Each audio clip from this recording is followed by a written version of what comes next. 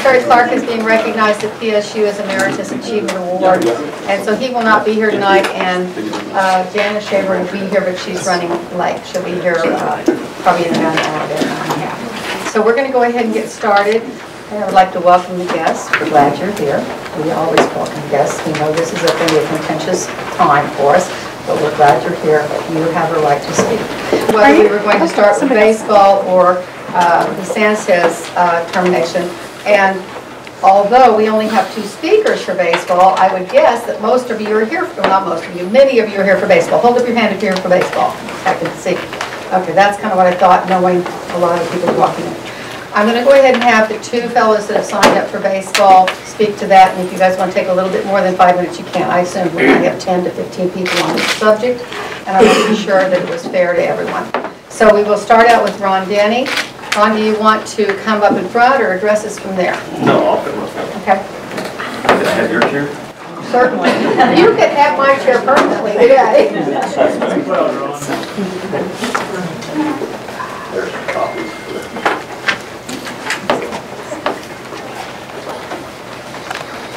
Well, I'm Ron Denny. My background, I live in Independence. I've lived here since 1975. I'm here obviously to talk about the baseball program. I've coached youth and high school baseball for over 20 years, about 600 kids, many of whom landed at ICC baseball. I was the executive director of 4 County for 25 years. I was a clinical therapist for 10 years before that. And I've managed budgets for the state, nearly $1 billion worth when I was Deputy Secretary of Healthcare Policy and Executive Director of 4 County. And I, especially post-work time, consulted with dozens of human service agencies and some colleges and universities, generally on business-related matters in terms of finance, professional ethics, and so on and so forth. In talking about baseball, baseball and sports to me is not just a sport. It's a part of life, and as a matter of fact, it's a pretty exacting prescription as to how to be successful in life when you can be involved in athletics. As a therapist, which was years ago, it always troubled me when one of the first things out of a parent's mouth that I was dealing with, a parent and a child that was struggling in some one way or another, was let's remove sports as a punishment. And that is a really bad idea, because if you have good coaches and so on, everything about a sport is about life, is about education and so on, and it has a strong tie with that.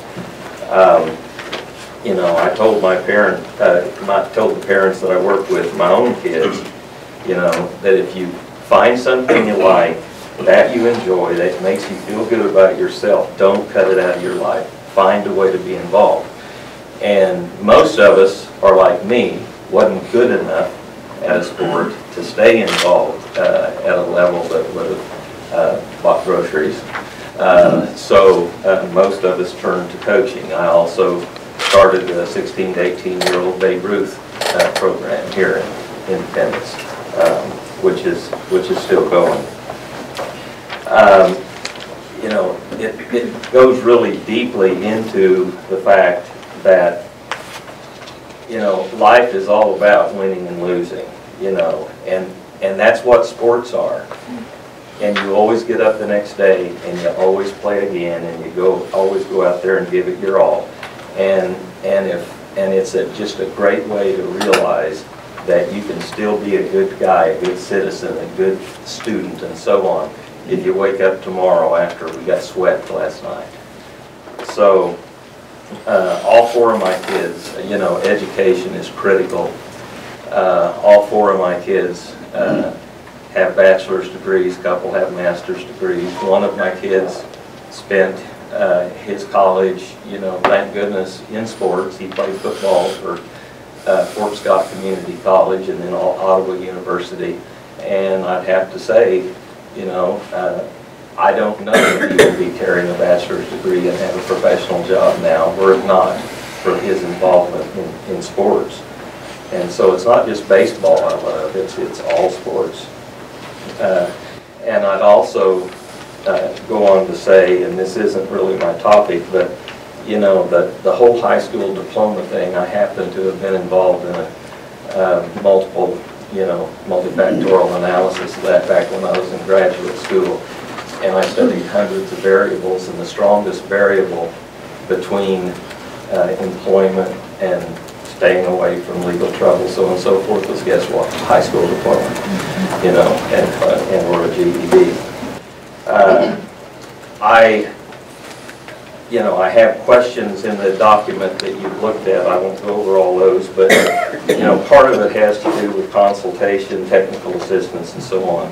And I spent the first part of my career getting that, the second part giving it, but realized I never made a critical decision of any kind if I didn't talk to, out of the 29 other community mental health centers or other states when I was setting in Topeka.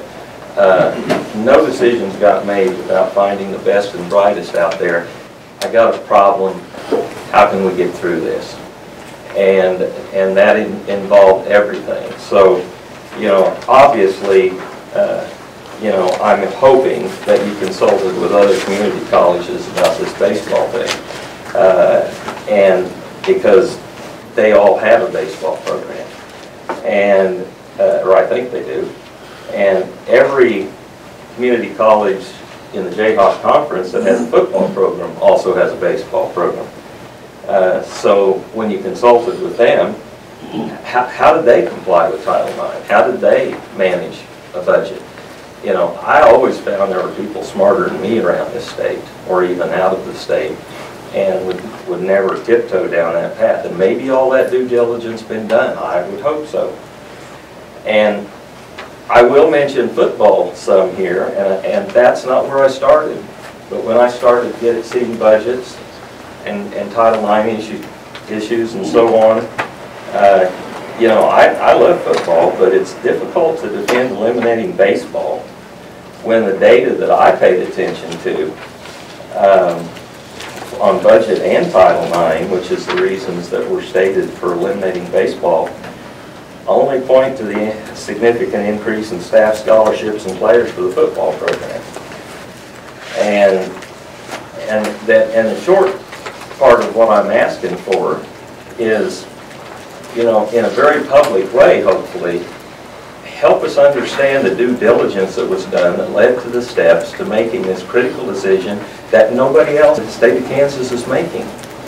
And I scratch my head because, you know, I didn't mind being one of a kind sometimes, you know, and starting a program or shutting a program down. I had to go through that on both ends too. But I sure didn't do it without all the best and brightest weighing in. Title IX, you know, is a real cloudy issue to me. And the more questions I ask, the more people, the more cloudy it got. So I don't totally understand that issue. But if on the gender equity issue, you know, when you look at increasing, again, like 34 football players, you know, on a team, that's the whole baseball program.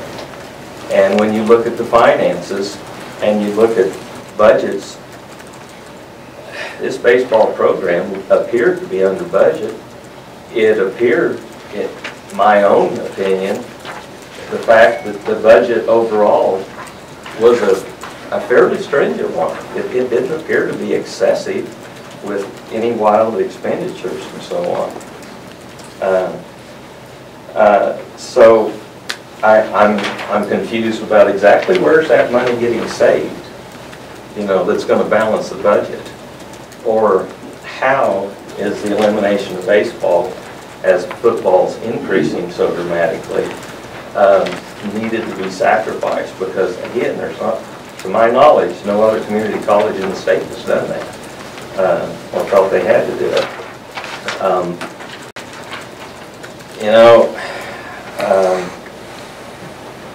from the outside looking in, and I guess this is the big picture, and this is about football again.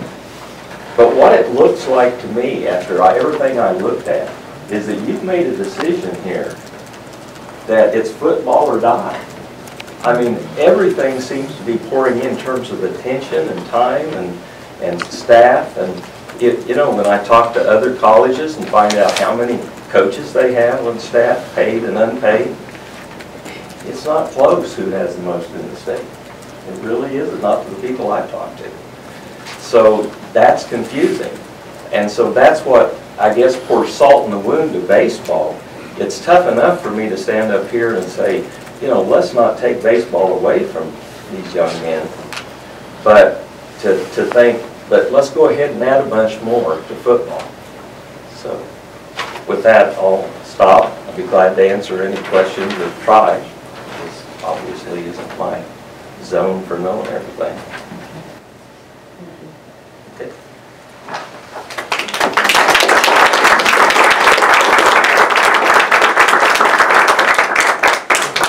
Our next speaker is Carrie Hilbert, parent of a baseball player. Comes to us from Oklahoma. My name's Carrie Hilbert, and I have a son that's going to this university, this junior college. I'm here with my wife Shelley over there. My son Cody is a freshman here. Came on our recruiting visit, and you know, my son didn't say yes right off the bat after we came up here and we looked everything over, and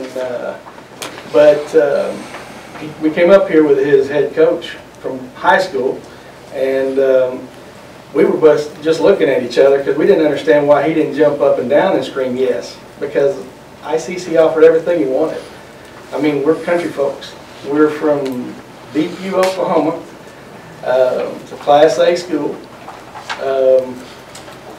Very small.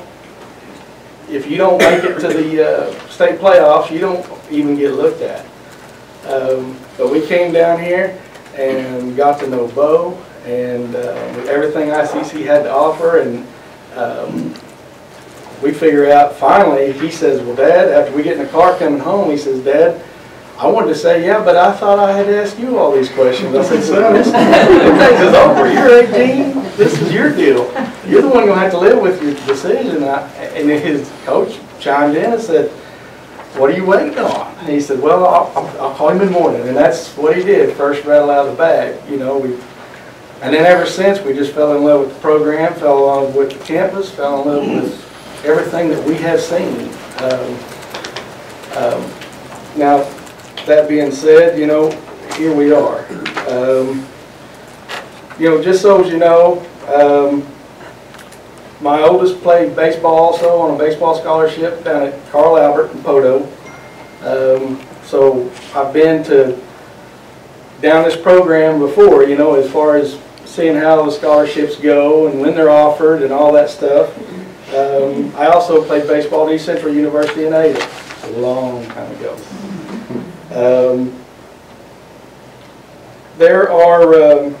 There's windows of opportunities for ball players to get scholarships, and that's what we missed the boat on here badly. I mean, there was no thought process going into this at all, and you know, I just sit back and I wonder, you guys will know the answers to this, but everything I see says that, you know, basically after a meeting, somebody called up head coach and told him, this is your last year. I don't know if there was anything thrown in front of him and said, hey, you know, potentially this could be your last year. I don't think anybody came along and told him, gave him a heads up that this was coming down the pike. If they did, I don't know if they stressed that it was definitely something that was going to happen, because if they did, I think you'd have seen this overwhelming show of support then. Not here after the fact when it looks apparently that the decision's already been made and nobody even have a chance to argue for baseball. It just looks like you just kicked right on out. I mean, I don't know. That's what I'm seeing here. According to the National Junior College Athletic Association, the signing day for high school seniors was February 1st, 2018. we weren't informed of this till the end of March. You know, most scholarships are given by February 1st. That's when they're given. You know, well, you and I talked about this, but I'm telling you, it just, I know you guys got your budget in for 17-18 in June or July, one of them months, of 2017. And I know you probably got cut somewhere along the way. You were telling me that there was a cut coming. But when I got I've been in business for 27 years. I own a pizza company. We manufacture dough and distribute it all over Oklahoma, Texas, Arkansas, Missouri, Kansas. You have to look at all these numbers. You have to make your decisions, and you have to think all the way around. What's the repercussions if I do this? What, you know, when you throw a rock in a pond, there's waves after that. There's repercussions for everything we do in life. Me coming up here, there's going to be repercussions on this. I don't know how, but it could happen. I just don't know that these repercussions were looked at when this program was shafted to the side and kicked and killed, you know. That's a huge question I have. I just hear something new as the guys coming up here and telling us that they added these scholarships to the football program. Was this in the last year? I mean, if it was, man, I'll tell you, the obstetrics of this look horrible. I mean, really bad. And I know, after talking to Val, you know, this wasn't her decision. This is something you guys as a board get in here and you vote on things, but you hire your president and you let him go and you let him run the whole show. But man, I would certainly hope that somewhere down the line his feet would be held to the fire to show you what studies he performed to get this deal done. There's had to be some kind of studies done. You know, I talked to other colleges around. I mean, if you're going to look to shelve a program before you do something like that, like the gentleman before me said, you're going to go find the smartest guys in the room to answer some questions before you start making those decisions. I'm wondering if that was done. And if it was done, why in the world are we not informing the baseball guys, the coaches, and the program and all the parents? I never even got a letter from the university even telling me one thing about this. You know, it all comes down to you just telling my son, you know, you tell the coach and the coach tells them. What kind of planning is that? It's totally unprofessional. I don't understand why we are, I mean, this is a college. We expect higher things from you guys. I mean, not you guys, but this whole program. We expect higher. You guys expect higher from our kids when they come here and come to your school, because now you expect them to act kind of like an adult. You know, I mean, you expect better of them. I have to hold you guys to a higher standard too. I think all of us out here should. You know, that you're going to think all the way around these things before you make any decisions.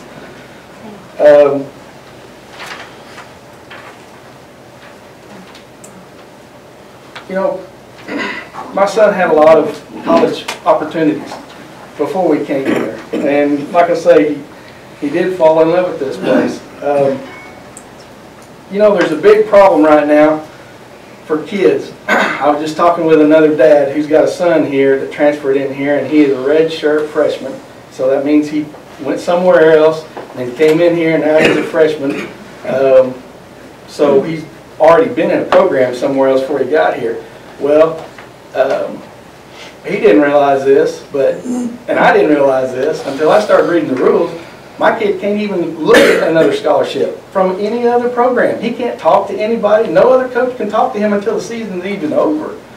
So now you're even throwing kids even farther under the bus because of that rule. And then here's another one, that a totally unintended consequence of this, the way this thing was handled, that I'm sure you folks didn't know, or you would have stopped it in its tracks. There's a kid in Mounds, Oklahoma that signed a national letter of intent to play here. He's a senior in high school. He signed that, he's coming up here. Well, the problem is, this kid can't sign nowhere else now, even if he wanted to. He had other offers out there. He had other scholarship offers, just like my son did, but he can't sign them. They can't even talk to him because he signed a letter of intent with ICC. And the only way that they can give him a release is at the end of the season. That's the way I read it. And everybody that I talk to tell me I'm dead on. That's exactly what the rule is. So now you got not only my son and any freshmen up there or red shirt freshmen up there that are just kind of hosed in mid-season here. Now you got seniors in high school that absolutely don't have anything to do now that, I mean, that by no fault of their own, they have really been shafted here.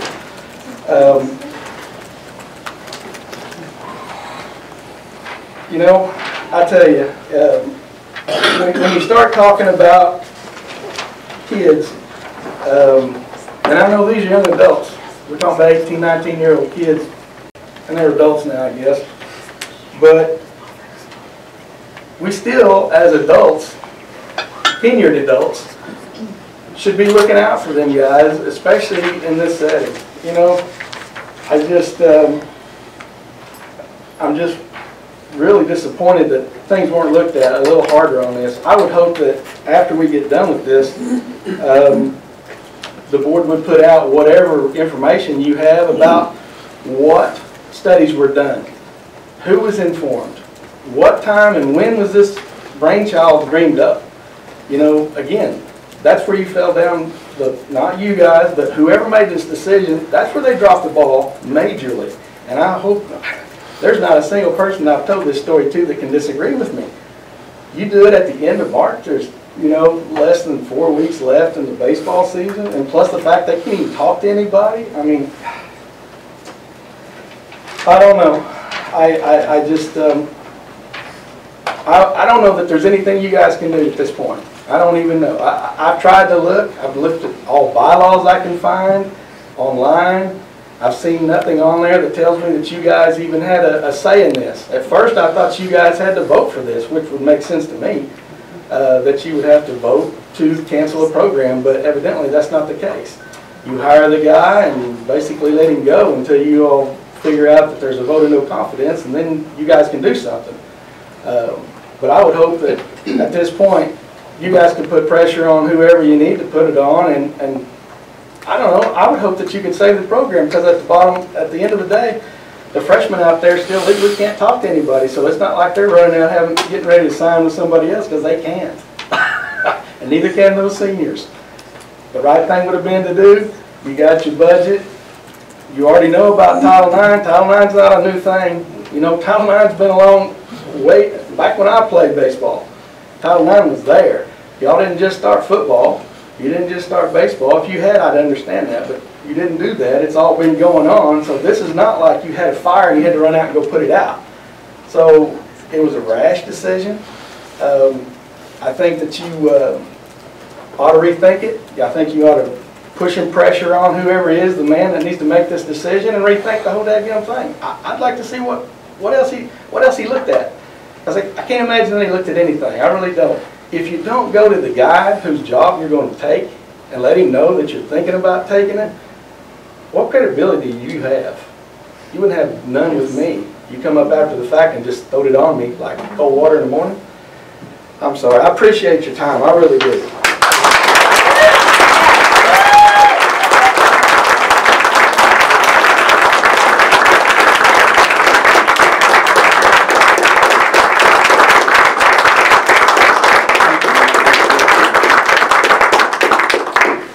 Of our open hearing.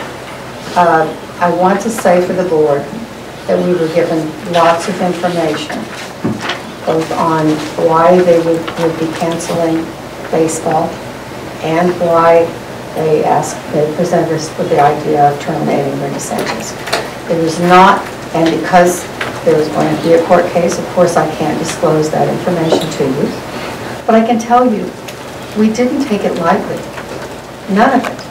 Now, there were things that we've learned about these kids not being able to play and sign with anybody else that we might not have known.